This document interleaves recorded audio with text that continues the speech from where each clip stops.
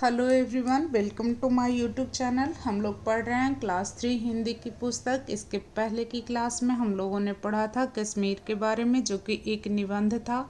आज हम लोग पढ़ने जा रहे हैं आग की खोज। यह भी एक निबंध है। तो चलिए पढ़ते हैं इस निबंध में आग की खोज के बारे में क्या बताया गया है। आग की खोज। आग की खोज शीर्षक पाठ में हजारों वर्ष पहले की गई आदि मानव द्वारा आग के आविष्कार की कथा का वर्णन है। आदि मानव वो मानव जो जंगल में रहते थे।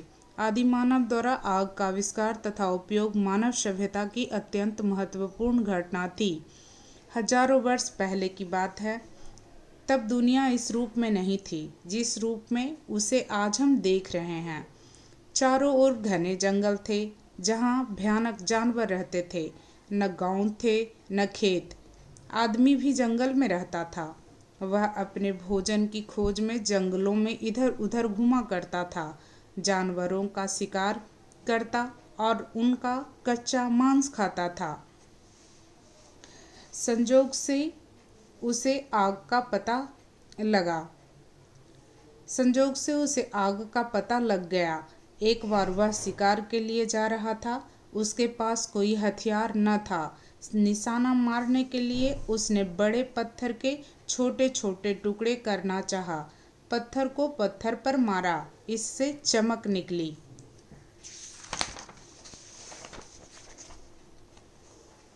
उसकी समझ में कुछ नहीं आया। दूसरी बार फिर एक पत्थर को दूसरे पत्थर पर उसी तरह मारा। फिर वैसी ही लाल पीली चिंगारियां निकली। ये चिंगारियां नीचे पड़ी सूखी घास पर जा लगी। इससे घास जलने लगी। वह आदमी अचरज से यानी आश्चर्य से देखने लगा। उसे प्रकाश और गर्मी दोनों का अनुभव हुआ। यह उसके लिए एक नई चीज थी। इससे वह बहुत प्रसन्न हुआ और नाचने लगा। घास पात और लकड़ी डालकर उसको वह जलाता रहा। उसने उसे बुझने नहीं दिया। आग उत्पन्न हो गई। संजोग से एक बार उसके हाथ से मांस का टुकड़ा उस आग में गिर गया। उसे उठाकर खाया, जो उसे बहुत स्वादिष्ट लगा, टेस्टी लगा। अब तो इस आग को बनाए रखने की उसकी इच्छा और भी प्रबल हो उठी, यानी और भी ज़्यादा मजबूत हो उठी। और भी वह ज़्यादा आग को जलाए रखने की इच्छा उसकी और भी ज़्यादा उत्पन्न हो गई। यह थी आग की खोज। आग का पता तो चल गया, पर उसको जलाए रखें यह उसके सामने एक बड़ी कठिनाई थी। कहीं से एक पत्थर हाथ आया। उसने उसको भी दूसरे पत्थर पर रगड़ा। इससे आग जल्दी और सरलता से पैदा हो गई। उसकी प्रसन्नता बढ़ी। उस पत्थर के बीच में उसने एक गड्ढा बना लिया। उसी पत्थर की एक पतली लंबी खूंटी भी उसने बना ली। पत्थर के टुकड़े में किए गए गड्ढे में बस खूंटी को चारों ओर जोर से घुमाया।